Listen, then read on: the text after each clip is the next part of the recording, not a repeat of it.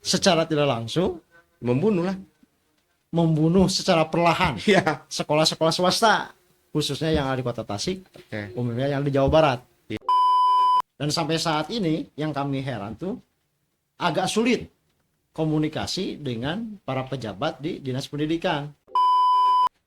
Saya jadi tidak bisa ngomong ini kalau memang seperti ini, aneh dan Ngeri miris lah, dan Kang. ngeri. Ngeri lah, Kang. Betul, Ngeri, Kang. betul.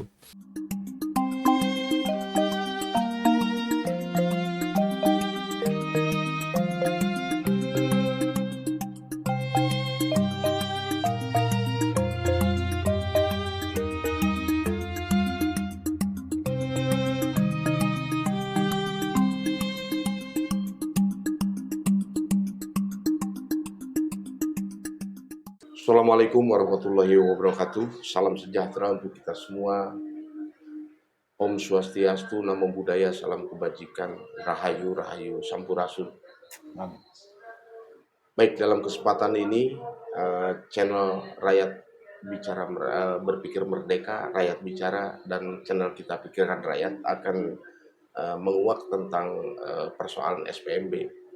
Persoalan SPMB di mana memang akhir-akhir ini SPMB itu selalu saja ada, dari tahun ke tahun ada persoalan. Nah, dan yang lebih menarik lagi sekarang itu persoalannya sebetulnya lebih menarik lah ketimbang yang kemarin-kemarin. Di sisi lain ada titipan dan sebagainya. Ya, justru ini dari segi aturan ya Kang ya. Dari segi aturan yang digelontorkan oleh KTM, katakanlah seperti itu, yang setiap perumbel itu 50 orang kalau tidak salah ya, Maksimal 50 orang ya. Nah, sementara dari aturan yang di atasnya itu 36. Nah, tiba-tiba ini ada sedikit ada sedikit tidak match sebetulnya mah. Aturan yang lebih tinggi kalah dengan aturan yang rendah. ya. Ada apa dengan KDM? Kan gitu pertanyaan selanjutnya. Terus yang lain-lainnya lagi, dampak-dampak dari kebijakan-kebijakan ini muaranya justru di teman-teman di akar rumput lah, kalau boleh dibilang. Lebih spesifiknya lagi justru di sekolah-sekolah nih yang terjadi satwa sangka, yang terjadi ada apa ini. Nah, antara sekolah dengan sekolah, wabil khusus antara negeri dengan swasta. Kurang lebih seperti itu ya. Ya. Gimana tuh Kang? Sebagai kepala sekolah nih, kepala sekolah menyikapi persoalan seperti ini. Ya. Gimana Kang? Nah, sudut pandang dari kami selaku kepala sekolah swasta, Betul. Kebetulan saya sudah 2 tahun diamanahi menjadi kepala SMP PUI. Betul. Di Cicurug, Ya. Kecamatan Tawa. Pada akhirnya sistem seleksi penerimaan murid baru tahun 2025 ini sangat kontroversial. Nah, ini menarik nih. Di mana nih? Kekontroversialnya di mana nih? SPMB 2025 yang kontroversial. Iya. Karena mau tidak mau sekolah swasta lebih dianaktirikan. Oke. Mudah-mudahan saya tidak salah. Iya. Dianaktirikan oleh pemerintah. Iya. Salah satunya adalah keputusan Gubernur Jawa Barat. Oke. Yang mana salah satu isinya adalah jumlah siswa perombal. Ketika regulasi Kementerian Pendidikan Dasar dan Menengah bahwa jumlah siswa SMA SMK maksimal adalah 36, SMP 32. Tapi realita di lapangan lebih dari batas maksimal. Oke. Salah satunya adalah keputusan gubernur. Iya. Ketika SMA SMK 36 ini seakan-akan dipaksa sekolah negeri untuk memenuhi keputusan itu menjadi 50 orang perombal. Wah, Soal siswa. kebayang. SMP 32. Oke. Tapi realita di lapangan beberapa sekolah khususnya SMP negeri ada yang mencapai 38. Berarti ada 6 orang perombel Betul. yang memang itu hak dari kami sekolah-sekolah swasta. Betul. Secara tidak langsung membunuh secara perlahan Iya. sekolah-sekolah swasta khususnya yang ada di Kota Tasik, kemudian yang di Jawa Barat. Iya. Nah, saya nih ingin bertanya, kan aturan dimanapun aturan itu dari pusat itu lebih tinggi kan? Ya. Nah, lalu dari pusat ke provinsi kan gitu. Apapun alasannya provinsi itu harus mengacu dari pusat kan begitu. Betul.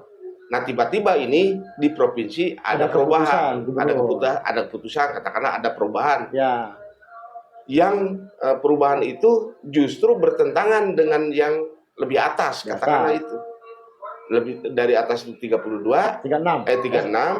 36, sementara provinsi itu keputusannya itu tiap rumbul itu 50 orang. Untuk SMA SMK ya. Gimana nih? Ada apa nih kira-kira? Ya, keputusan gubernur itu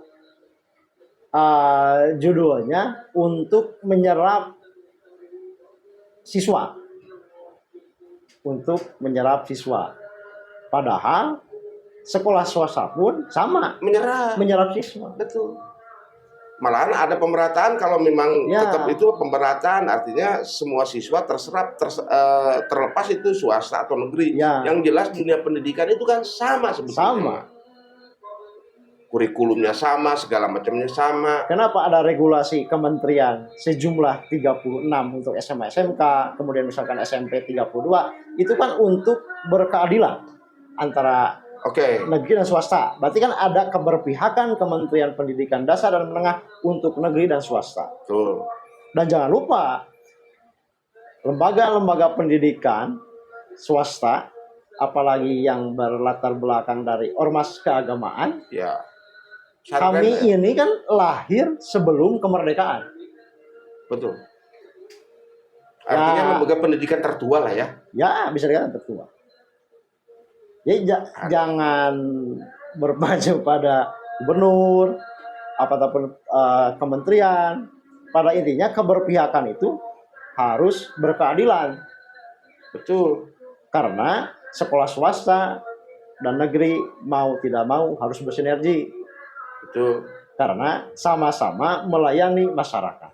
Betul. Sama-sama memenuhi dan mencerdaskan anak bangsa. Betul. Seharusnya. Tapi realita di lapangan, khususnya SPMB 2025 ini sangat spektakuler dan merugikan sekolah-sekolah swasta. Yang jadi heran ini Kang, di Kota Tasik Kang. Kenapa tuh? Yang jadi heran di Kota Tasik. Itu kan keputusan gubernur berarti meliputi SMA, SMK saja. Kenapa efeknya masuk ke tataran pemerintahan kota? Nah, menarik. Kalau SMA, SMK ya bolehlah. Dalam tanda kutip, karena kebijakannya ada di pemerintah provinsi. Ini SD, SMP, di mana kami bernaung di bawah Dinas Pendidikan Kota, kejadiannya pun tidak jauh berbeda. Seharusnya 32, ada beberapa sekolah yang memang jumlahnya hampir mencapai 38. Berarti ada penambahan 6 orang perombel. Iya. Kali misalkan 11 kelas. Iya. Kali 21 sekolah SMP negeri. Sedangkan posisi SMP swasta ini kan ada 73. Kalau tidak salah ada 73. Berarti kami hanya kebagian, kita hitung aja Kang matematik. Kita hanya kebagian 32 orang. Kalau itu merata ke sekolah-sekolah swasta. Belum satu rumbel berarti ya? Satu rumbel ya. Kalau memang itu mengacu kepada 32 orang perumbel di negeri, ambil 11. Iya. Ambil kali 21. Iya. Kurang lebih 3.000-an. Hanya kebagian 32 orang kalau dibagi rata ke sekolah-sekolah SMP swasta. SMP swasta itu taruh 73. 73. Berarti ke 37 sekolah itu, per sekolah itu kebagian 32. 32. Lumayan. Sebelum, apalagi yang minatnya misalkan ke Sanawiyah atau kemana. Belum ya itu ya? Belum nih, terpotong.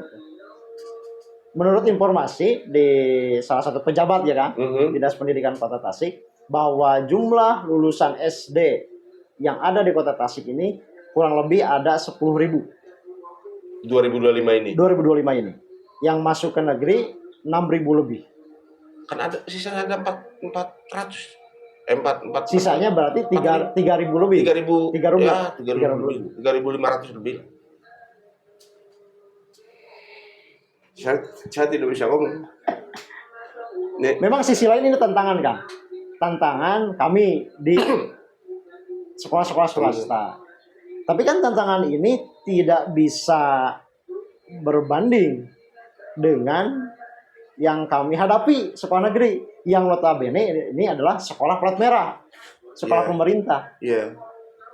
Padahal kalau berbicara tentang penanganan terhadap anak-anak antara negeri dan swasta, saya pikir ya tidak jauh berbeda. Malahan saya mah lebih sepakat bahwa keintenan guru-guru untuk di sekolah swasta itu untuk menangani anak didik itu kalau bahasa Sunda mah imut, sampai persoalan hal pribadinya, sampai di tracking per orang dan sebagainya. Home visit lah. Ya, ada home visit segala macam. Walaupun konon katanya di negeri juga ada home visit, tapi ini kerasa sama anak saya. Ternyata ketika di negeri ada sedikit, ini tidak ada sama sekali.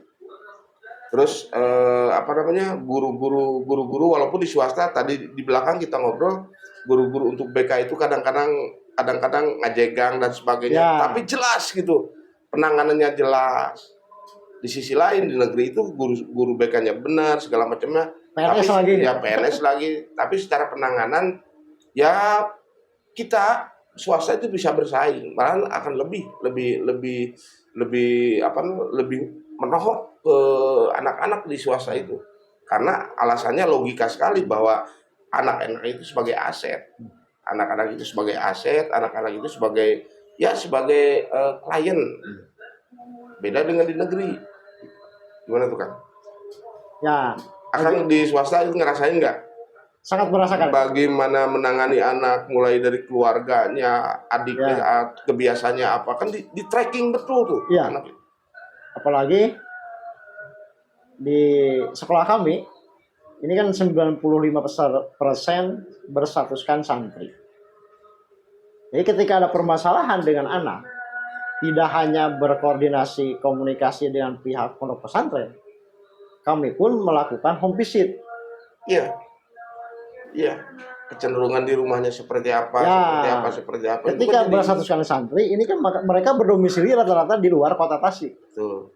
Maka mau tidak mau, kami pihak sekolah swasta, terutama sekolah yang saya pimpin, mau tidak mau melakukan home visit ini kan keluar kota. Benar.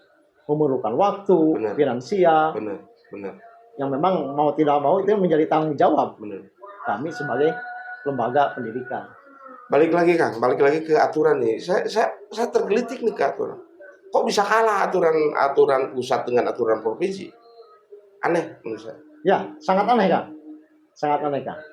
Kok keputusan kementerian bisa kalah dengan keputusan gubernur, pemerintah daerah? Ya gubernur lah. Salah satunya adalah Gubernur Jawa Barat. Artinya gubernur itu tidak patsun, tidak manut berarti ke pusat kalau begitu? Ya. Sudah jelas kan? Dan harus ada efek jerak minimal. Ya kalau di ini kan minimal ada SP1, SP2, SP3 karena tidak sesuai nih dengan aturan yang kita gelontorkan. Oh, kamu membuat aturan sendiri nih. Ya ada sanksi lah minimal. Kalau ada keberanian dari Kementerian Dalam Negeri. Nah ginilah, kalau memang ternyata salah satunya gubernur yang diagung-agungkan itu membuat kebijakannya itu, kalau di wilayah pendidikan saya tidak sepakat. Kalau di hal-hal yang lain ya adalah beberapa yang sepakat.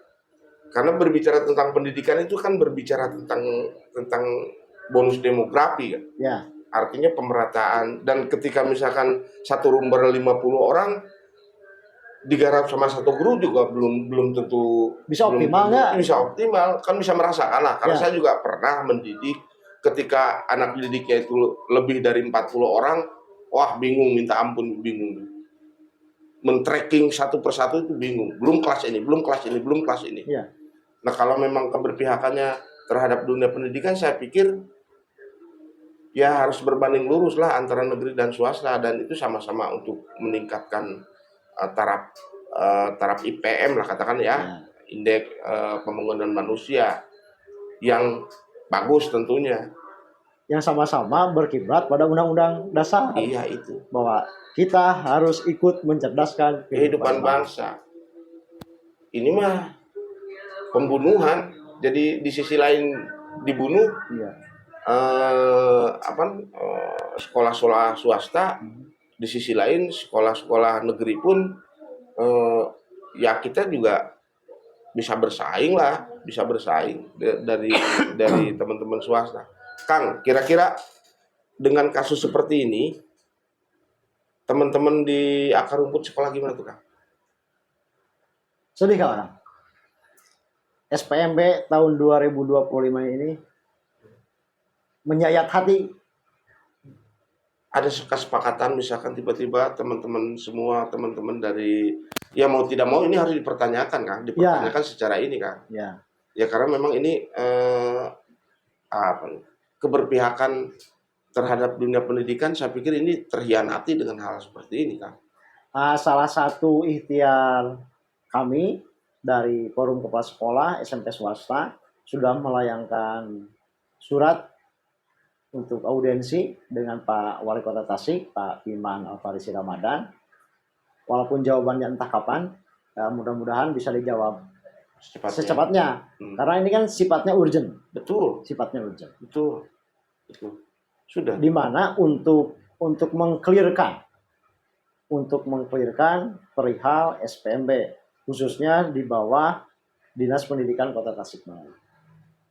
Dan sampai saat ini yang kami heran tuh agak sulit komunikasi dengan para pejabat di Dinas Pendidikan. Apakah memang tidak bisa menyempatkan waktu? Apakah memang masih banyak tekanan dari kiri kanan atas bawah atau gimana? Walau alam. Yang pada intinya kami SMP swasta di tahun 2025 ini merasa dirugikan akan jumlah rombel yang ada di negeri. Karena aturan. Ada aturan itu. Entah aturan, entah kebijakan lah. Ya, padahal kan tidak ada hubungannya. Tidak ada hubungannya kalau dengan tataran SD SMP. Iya. Itu kan hanya keputusan gubernur perihal SPMB, SMA, dan SMK. Dan itu ketika SMP ke bawah itu hak prerogatif di sini kan? Iya, hak prerogatif pemerintah Kota Tasik. Tidak ada urusan. Tapi di lapangan begitu Bang. Disamaratakan. Apakah ini memang efek KDM? Efek isu kebijakan KDM? Apakah memang unsur kesengajaan Dinas Pendidikan untuk menganaktirikan sekolah-sekolah swasta? Oke, saya garis bawahi. Kesengajaan. Kalau dibilang kesengajaan, di mana tuh letaknya?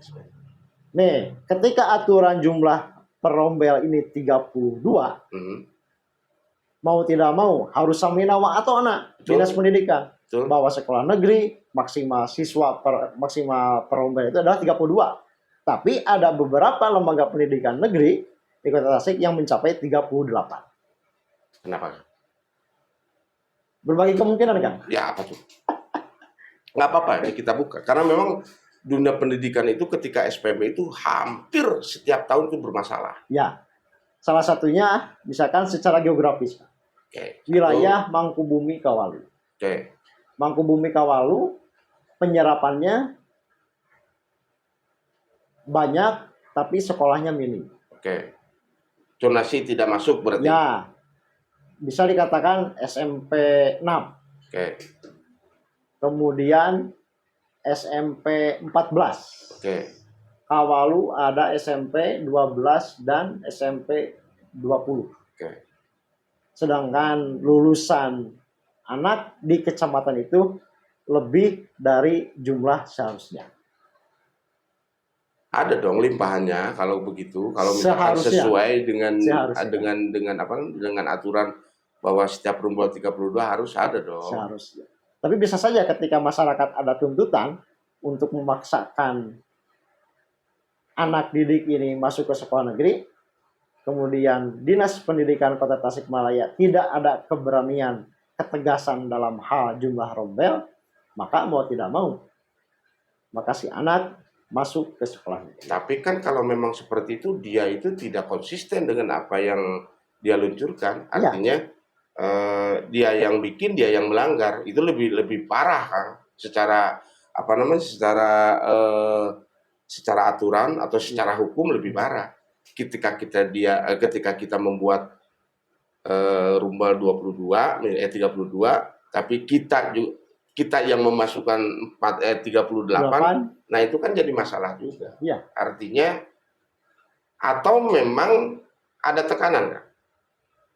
Kecenderungan ada juga kan tekanan kan. Salah satunya adalah tekanan aspirasi dari masyarakat yang memang menginginkan anaknya titip. Nitip berarti ya? Wallahualam. Titip berarti ya? Wallahualam. Ya nggak apa-apa, kita ngobrol aja. Ya kita tidak, realitas yang ada dan kita tidak memojokkan. Kalau dampak titip, menitip dan sebagainya kan itu jelas ada. Titip menitip oke, tapi yang penting kan bisa masuk ke kategori-kategori yang mana juknis SPMB yang sudah diterbitkan masuk. Jadi, tapi ketika melanggar juknis itu, ya harus ada konsekuensi. Ini rumor nih Kak. Ini akan sebagai praktisi pendidikan dalam hal ini mengepalai sebuah lembaga pendidikan SMPPUI lah. Rumor ketika SPMB itu, setiap SPMB itu suka ada titip menitip dari pejabat lah, dari siapa lah, dari inilah, dari tokoh anu, termasuk dari dewan, misalnya, dari anggota dewan dan sebagainya.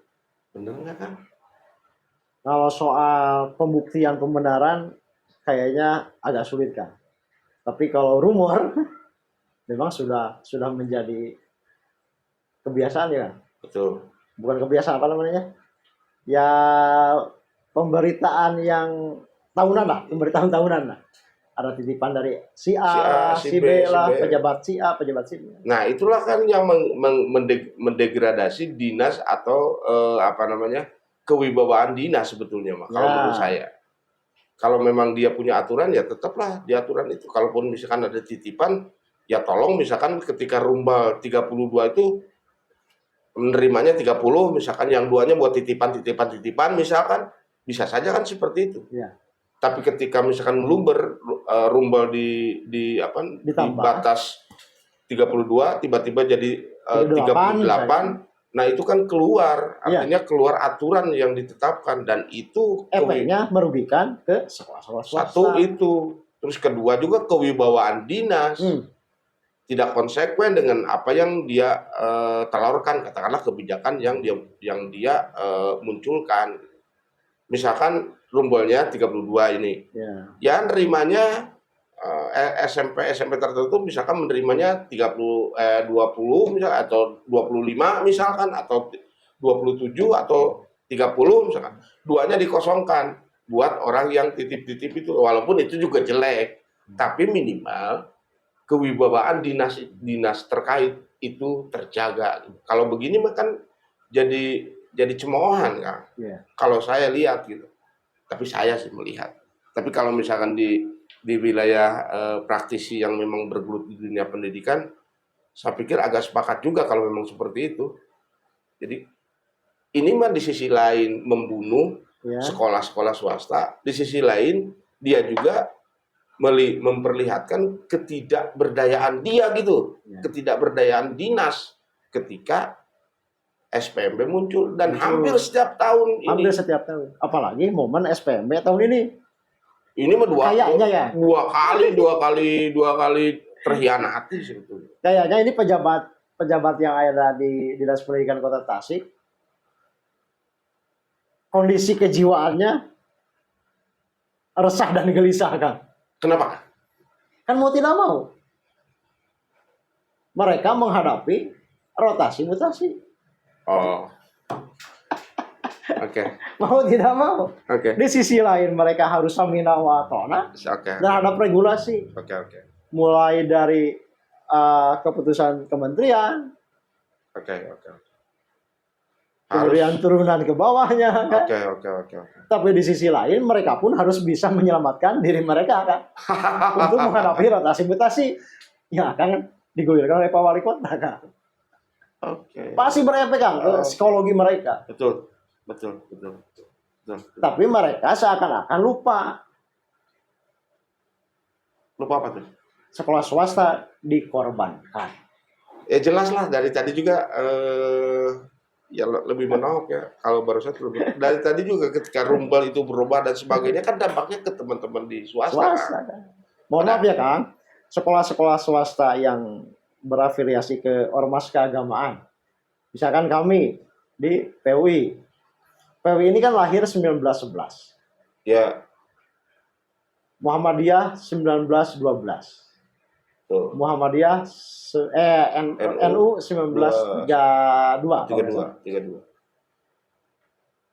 Kami ini lahir jauh sebelum kemerdekaan. Betul. Jauh dari mereka para pejabat lahir. Betul. Dan dunia pendidikan itu sudah berkutat di wilayah itu. Ya. Artinya bahwa dunia pendidikan di Jawa Barat khususnya di Tasik Jawa lah. Kan? Tasik lah. Basisnya dakwah dan tarbiyah. Betul. Katakanlah peranan pesantren ya. Peranan pesantren PUI, Muhammadiyah dan sebagainya lah, lembaga-lembaga Islam. Itu keberpihakan terhadap dunia pendidikan atau untuk memerdekakan negara ini kan atas dasar intelektual. Dan berdarah-darah. Iya, intelektual. Jamiah nyawa, Kang. Betul. Dan mereka dalam tanda petik tadi ya, lembaga-lembaga yang di bawah naungan keagamaan itu, dan mereka itu kan membuat mutiara-mutiara anak muda dengan pendidikan kepesantrenan, tarbiyah dan sebagainya. Yang pada akhirnya Indonesia itu bisa merdeka atas dasar ya pasti itulah. Ya. Masa sih yang memerdekakan misalkan itu bisa baca-baca acan. Ya. Tidak, ini artinya dia belajar. Ya. Kalau begitu, nah sekarang ini penghargaan terhadap leluhur kalau memang ini mengkhianati itu dong. Ya. Mohon maaf aja, Kang. Iya. Saya sebagai kader Persatuan Umat Islam. Betul. Yang memang PUI ini lahir 1911, jauh dari kemerdekaan, dan para pendiri PUI pun sebagai anggota BPUPKI. Betul. Kemudian kejadian SPMB ini ya sangat menyayat hati, kan? Miris. Kok tidak menghargai sekolah-sekolah swasta? Oke lah, kita tidak membahas soal sekolah yang di bawah naungan ormas keagamaan. Tapi sisi lain, sekolah swasta ini kan sekolah yang memang berbasiskan kepada masyarakat. Dan sekolah yang lahir dari rahim masyarakat. Betul. Dan bukan di keagamaan di Islam ya, di Kristen juga sama ya. Di Kristen kan ada seminari menengah. Seminari, iya ya. Sebelum kemerdekaan juga itu. Ada. Walaupun di Kota Tasik ada, kulturnya beda, memang kulturnya beda. Tapi kan itu juga menasional. Iya. Ketika PUI kan menasional, NU juga menasional, Muhammadiyah menasional. Jadi jelas, patoknya jelas. Bahwa intelektual dulu yang memerdekakan itu munculnya kan dari itu. Ya. Dari lembaga-lembaga, dalam tanda petik lembaga-lembaga swasta. Ya. Dalam hal ini misalkan kepesantrenan dan tadi itu. Ya. Dari berbagai lembaga keagamaan. Saya jadi tidak bisa ngomong ini kalau memang seperti ini, aneh dan miris. Ngeri lah, Kang. Betul. Padahal apapun alasannya ketika lembaga, apalagi di SMP, SD, dan sanawiyah dan sebagainya. Ini kan pendidikan mendasar, kan? Iya, itu kan bonus demografi. Nah, ketika bonus demografi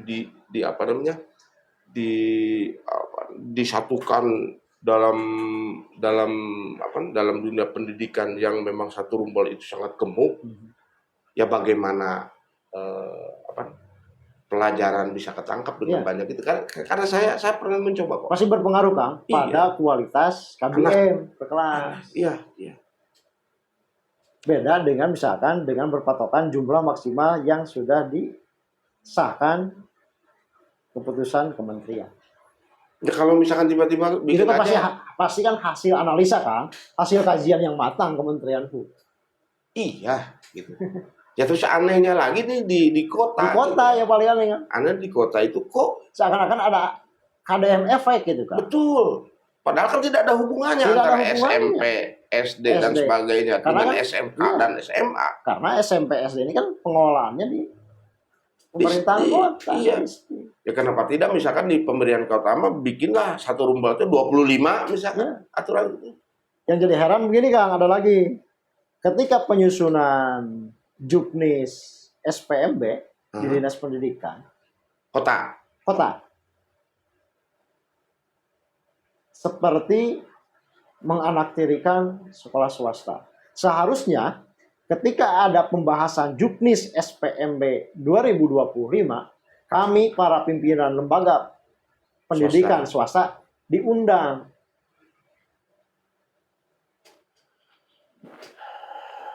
Seharusnya kami diundang, Pak.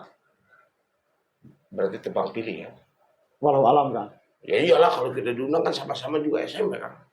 Akan di SMP swasta. Bedanya swasta dengan negeri. Ketika SMP kan sama derajat. Tapi kok kenapa tidak diundang gitu? Padahal kita juga sama mencerdaskan bangsa gitu. Sama-sama mencerdaskan bangsa. Benar itu kan? Ngeri Kang lah.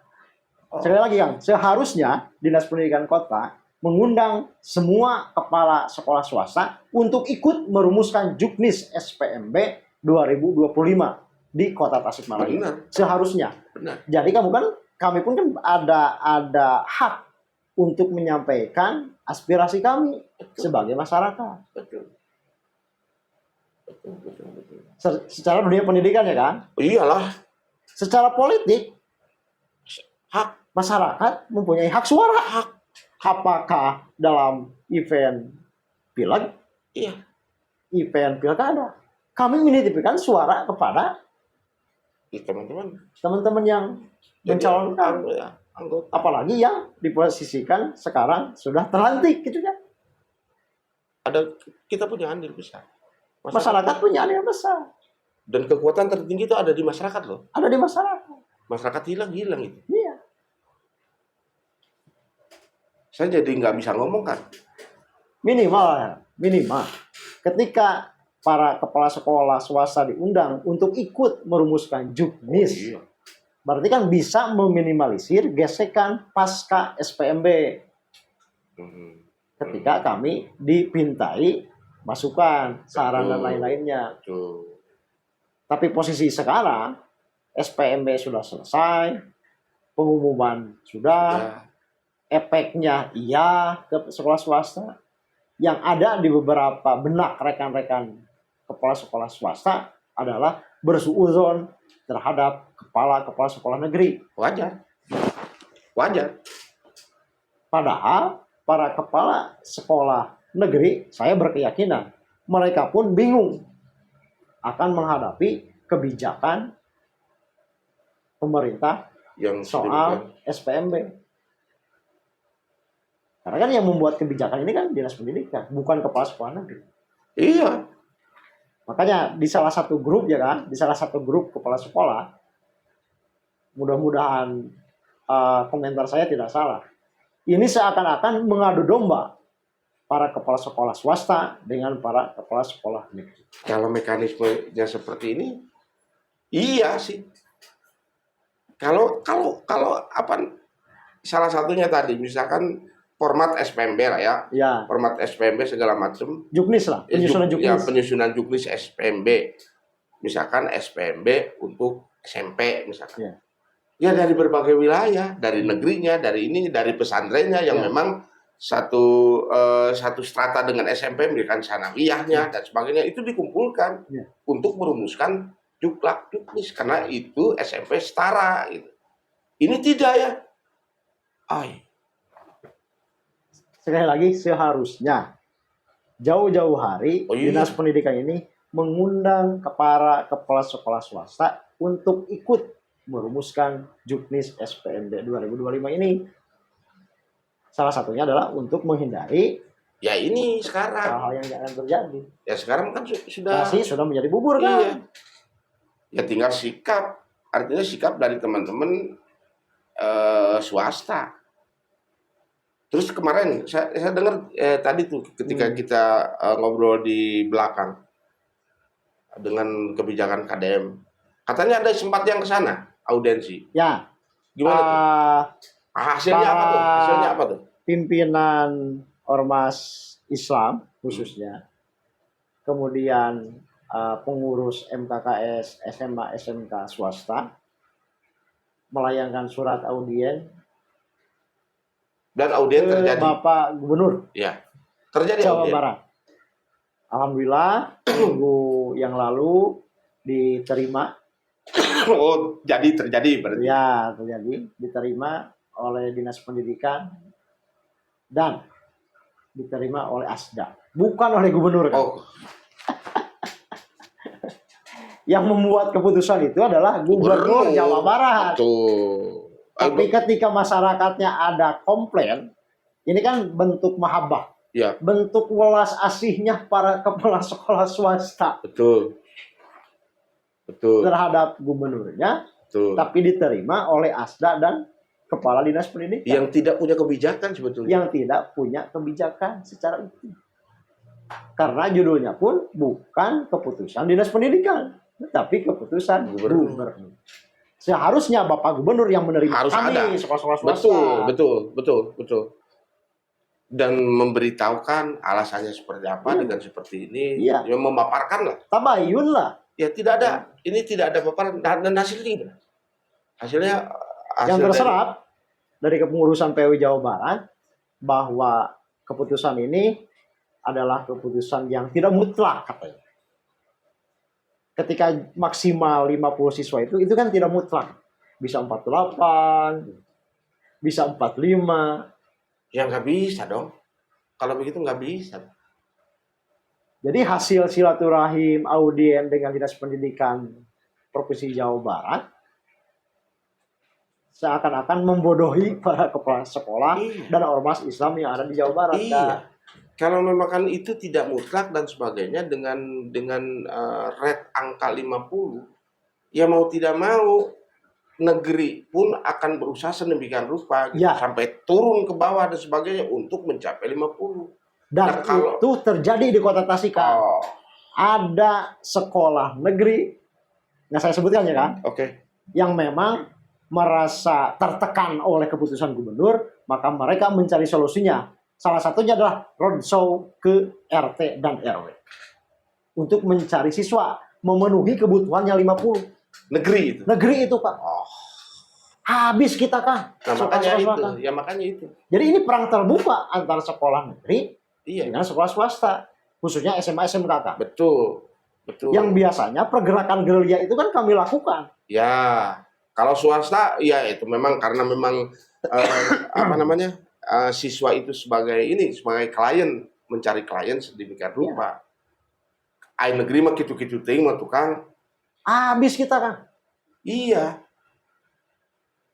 Ini sekolah negeri, tapi di sisi lain rakyat memang ya. itu.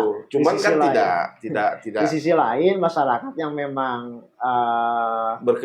berkeinginan untuk sekolah di negeri ada kesempatan yang ya terbuka lah gitu. terbuka. Ya padahal kan di negeri dan swasta juga pendidikan negeri itu Sama-sama masih saja, Kak. masih debatable lah. Kurikulum sama, Iya. regulasi sama, kualitas guru bisa bersaing lah Kang. Iyalah Kualitas pasti. guru. Soal pelayanan bisa Iya. bersaing, walaupun secara sarana prasarana kan kami swasta ya Kang, ada keterbatasan. Beda dengan sekolah negeri yang notabene adalah plat merah. Tentunya banyak Tapi kan disupport soal- oleh pemerintah kan. Tapi Secara kan- sarana prasarana ya. Kang? tapi kan soal kecerdasan masih debatable kan. Ya. Negeri pun kalau misalkan tiba-tiba perangkat staf gurunya dan sebagainya dengan tanda kutip juga merasa aman dengan hal-hal yang lain yang pada akhirnya perhatian terhadap anak itu juga ukur nyupatkeun kewajiban we. ID swasta mah kan tidak seperti itu. Iya. Karena ada konsekuensi. Kalau tidak ada ini akan berpengaruh terhadap ini. Makanya ketika, dan saya juga merasakan ketika teman-teman guru swasta itu berhadapan dengan murid itu, dia itu mencurahkannya benar. Curahan hatinya segala macamnya benar, sampai ke hal-hal pribadi murid itu pun di tracking sedemikian rupa. Di negeri belum tentu, Kang, belum tentu itu, karena secara pribadi guru-gurunya itu sudah settle dengan gaji misalkan. Nah, di swasta mah kan persoalan gaji juga debatable. Bukan gaji kan, honorarium. Iya, honorarium kan Honorarium. kalau muridnya banyak otomatis Ya. akan berpengaruh. Ya. Gitu. Apalagi di Juknis BOS 2025 ini, lagi-lagi Kak, sangat merugikan lembaga pendidikan. Kenapa tuh? Salah satu bunyi Juknis BOS di situ kan, pembayaran honorarium dari dana BOS untuk sekolah swasta maksimal di 40%. Padahal rata-rata sekolah swasta 100% guru dan tenaga kependidikannya atau TU-nya non ASN, honorer. Apakah memang pemerintah ini mau menghapuskan swasta? Nah, Kasarnya nih. yang saya nggak ngerti ya Kak, kebetulan ini kan Kementerian Pendidikan Dasar Menengah ini dipimpin oleh pejabat teras Ormas Islam Kak. Oke. Pak Menteri ini kan Sekjen PP Muhammadiyah. Kemudian wakil menterinya dari Persis. Ketika ada kebijakan gubernur Jawa Barat khususnya, hemat saya ya Kak, kok tidak bisa memperjuangkan sekolah-sekolah swasta? Padahal yang notabene Pak Menteri dengan Pak Wamen ini kan berlatar belakang dari ormas Islam, yang mana afiliasi sekolah-sekolahnya adalah sekolah-sekolah swasta, Ya. yang di bawah naungan ormas Islam. Iya. Ini ada politik apa gitu ya di Jawa Barat khususnya? Kok setingkat menteri seakan-akan kalah oleh gubernur? Ya aneh, Kak. Aneh, dari menteri itu kan 38. Ya. Apa aja? Rumba. Jumlah perumbel. Perumbel itu. SMA SMK 36. SMK SMA 36.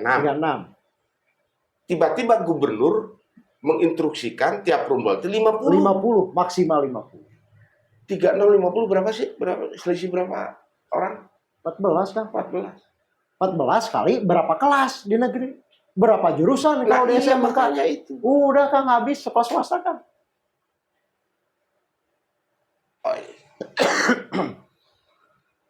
Saya tidak bisa ngomong ini. Ini apa ya? Kenapa ya? Walaupun di sisi lain ini menjadi tantangan kami di sekolah swasta. Tapi untuk kan bersaing dengan sekolah negeri. Ya, tapi kan persaingan ini, logis, tantangan ini kan jauh Pak. Enggak lah kalau dibilang tanah ke tarif enggak lah. Tapi kan ya harus logis lah. Tidak berimbang kan. Ngasih tantangan pun harus logis. Ini makan tidak logis kalau beda dengan sekolah-sekolah swasta, misalkan yang berlebihan IT, karena mereka punya investor Pak. Kalau sekolah-sekolah swasta yang memang berafiliasi ke lembaga kemasyarakatan lah ya, organisasi. Ya dari mana kan? Benar. Kalau tidak dari masyarakat. Kami meminta kepada masyarakat misalkan atau ke orang tua, kan dianggapnya pungli kan. Benar. Sekolah swasta misalkan mau meningkatkan sarana prasarana, minta bantuan. Dan itu juga dilarang sama ini kan, sama KDM juga yang memunculkan itu. Pungli lah, jangan pungli, jangan ngasih ini, jangan wisuda dan sebagainya. Padahal kan sebetulnya itu pun untuk swasta yang khususnya bernaung di dalam sebuah organisasi keislaman. Apalagi misalkan di pesantren. Iya, yang berbasis pesantren kan. Dan tidak sedikit kan, sekolah-sekolah yang berbasiskan pesantren, baik mulai dari TKA, TPA sampai SLTA, tidak melaksanakan agenda tahunan seperti perpisahan. Betul. Ini ada ketakutan itu kan? Benar. Ada ketakutan Benar. perihal surat edaran larangan itu. Betul. Padahal secara manusiawi ya Kak. Iya. Dan kita juga Secara manusiawi kan. iya. Keniscayaan. Ketika ada pertemuan pasti ada perpisahan. Iya. Betul. Ketika ada kelahiran pasti ada kematian. Betul. Begitupun dengan peserta didik, dengan siswa. Iya. Ketika ada pertemuan berarti ketika MPLS nih, Betul. pasca SPMB, Betul. pasti kan Ada perpisahan. seharusnya ada perpisahan. Betul.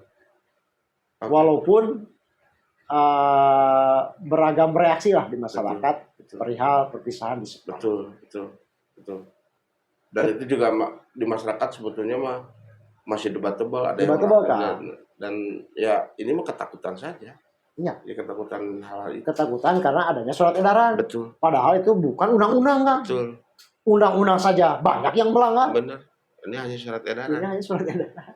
Terus dan sebetulnya kan dari dulu juga ketika muncul yang itu muncul SMK ya. Ya, Awal-awal muncul SMK itu juga mendegradasi SMA Ya. swasta itu karena pada SBY ya pada saat itu. Ya. Ketika pemerintahan SBY pertama, Betul. SBY JK kan? ketika SBY memunculkan bahwa SMK maju, SMK segala macam. Nah di sisi lain SMA yang memang dulu di kita itu sangat luar biasa ya, ada PUI lah, ada Pasundan, ada Panca, Perwari. ada Perwari Korpi. Itu kan sekarang hilang. Ya. Dan itu juga akibat dari kebijakan yang saya tahu bahwa pada saat itu 70 SMK, 30 SMA. Itu zaman menterinya Bambang Sudibyo. Itu oleh presentasi. Ya. Dan presentasi itu kan fluktuatif. Ya. Ini mas sudah jelas-jelas, ini mas sudah ditentukan dengan angka 50 misalkan. Ya. Itu lebih bahaya kalau menurut saya. Dan tidak menutup kemungkinan 2027 nanti atau 2026 nanti SPMB itu ada sekolah-sekolah yang memang tutup gara-gara ini. Ya contohlah ada beberapa kasus di sini atau ada beberapa bukan kasus, ada beberapa fakta. SMA hanya dapat siswa sekarang itu hanya dapat siswa 4 orang misalnya. Terus SMK ada juga SMA nih saya. SMK baru ada 16 misalnya. 14. Paling banyak biasanya SMK yang dapat rumbalnya itu sampai 9. Tiba-tiba sekarang mengecil, dapat 4, dapat ini dengan kondisi sekarang atau dengan aturan yang ini digelontorkan, tidak menutup kemungkinan nanti 2006 SPMB yang akan datang itu hilang itu. Mudah-mudahan tidak sih kan? Iya. Tapi secara angka duniawi, iya, hilang. betul. Secara statistik dari angka-angka, ya kebayang aja tadi misalkan SMK kalau dari 36 sampai 50. Berarti Satu rumbel terserap kurang lebih 14 anak per rombel. Satu sekolah itu berapa rombel? Betul. Berapa jurusan? Betul. Kalau SMK kali berapa sekolah? Habis kita kan swasta kan? Betul. Yang jadi heran, corong perjuangan aspirasi masyarakat, salah satunya kami, para kepala sekolah swasta, ini kan anggota DPRD. Nah, sampai detik ini, wakil rakyat ini belum terdengar ngomong soal pendidikan ini, SPMB 2025. Komisi berapa sih kan? Kalau di Kota Tasik, Komisi 4. Belum ada yang ngomong. Belum. Sekali lagi kan, kami masyarakat mempunyai wakil kan? Betul. Di DPRD. Sebagai corong aspirasi. Betul. Tapi ketika ada dinamika SPMB 2025 Bukan ada dinamika Kang, ada persoalan ada Kang. persoalan di siapa? Anggota DPRD baik di Kota Tasik maupun di Jawa Barat Belum bicara. belum bicara. Pertanyaannya ada apa? Pertanyaannya ada Kira-kira apa? Kang? Takut sama KDM lagi? Entah takut sama KDM, entah takut sama siapa, walau Ya karena KDM pada kan intinya legislatif ini kan bukan eksekutif.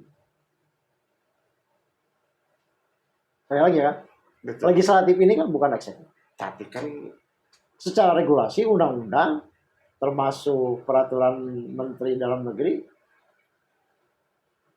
beda kan, eksekutif dan legislatif. oh Sisi lain, sudut pandang aktivis ya kan, lagi-lagi legislatif tapi rasa-rasanya rasa eksekutif. Bahaya juga kan. bahaya. Ini kan pembagian kekuasaan kan. Ada eksekutif, ada legislatif, Dan tugasnya ada jelas. yudikatif. Tugas-tugasnya jelas. Tugasnya jelas, berbeda-beda. Tapi ini mah Yang ditakutkan legislatif ini rasa eksekutif. rasa eksekutif. Makanya ketika ada permasalahan SPM ini Nggak ada. nggak ada suaranya kan. Ya semoga saja Ya, rekan-rekan Komisi 4 Bapak-bapak Dewan, wakil kita DPRD di Kota Komisi- Tasikmalaya Ya, bisa memperjuangkan aspirasi khususnya para pimpinan lembaga pendidikan swasta. ya, dan emang dunia pendidikan ini dunia yang sangat seksi sebetulnya. Dan harus dicatat juga bahwa dunia pendidikan ini sebagai core untuk pembangunan IPM ke depannya, untuk membangun negara yang tadi yang banyak sekali yang ngomong bahwa negara Indonesia itu di 2045 itu menjadi negara Indonesia emas, katanya gitu. Kalau dunia pendidikan carut marut seperti ini, maka saya yakin apa yang dicita-citakan sebagai negara Indonesia emas itu akan tidak akan tercapai. Yang ada negara 2045 itu negara cemas, yang ada bukan emas, cemas kalau memang seperti ini. Karena akar-akar dasar untuk pembangunan berbangsa dan bernegara dalam hal ini pendidikan intelektual lebih jauhnya itu diolah sedemikian rupa, dieksploitasi sedemikian rupa yang pada akhirnya berdampak terhadap patron-patron yang menjaga peradaban, menjaga intelektual, menjaga kecerdasan. Salah satunya sekolah-sekolah, terlepas sekolah swasta atau negeri, yang jelas sekolah-sekolah, wabil khusus sekolah swasta. Dan kalau kita sebagai penutup nih, kalau kita mau beradu antara swasta dan negeri pun, mari kita masih bisa berdebatable. Bukan berarti masuk sekolah negeri nanti cita-cita akan tercapai, belum tentu juga. Nanti orang masuk swasta itu orang buangan, rata-rata kan omongannya seperti itu. Tidak juga seperti itu. Karena memang dalam kancah-kancah tertentu ternyata sekolah-sekolah swasta itu membuat Indonesia harum itu dengan kiprah-kiprah teman-teman dari swasta. Itu penutup dari saya, Kang. Siapa? Dari Akang. Tentang persoalan ini. Gimana, Kang? Closing statement ya. Ya, karena waktu nih kita. Jagalah kepercayaan masyarakat. Oke. Jagalah lembaga-lembaga pendidikan swasta. Ingat, wahai para pemimpin negeri, baik yang ada di Jawa Barat, khususnya di Kota Tasik, 5 tahun yang akan datang, bapak-bapak, ibu-ibu yang sedang duduk di legislatif maupun di eksekutif, 5 tahun yang akan datang, kalian membutuhkan suara-suara kami. Wah, ngeri. Mantap, menohok dan menukik, Kang. Baik, karena waktu kita dibatasi waktu, Kang. Baik, obrolan ini obrolan menarik, dan ini mungkin obrolan bukan yang terakhir, karena persoalan pendidikan itu setiap saat itu akan terus menggelinding, karena pendidikan itu sesuatu hal yang sangat monumental ketika berbangsa dan bernegara. Kita ketemu lagi di channel Berpikir Merdeka, Rakyat Bicara di channel kami, Pikirkan Rakyat. Assalamualaikum warahmatullahi wabarakatuh. Waalaikumsalam warahmatullahi wabarakatuh.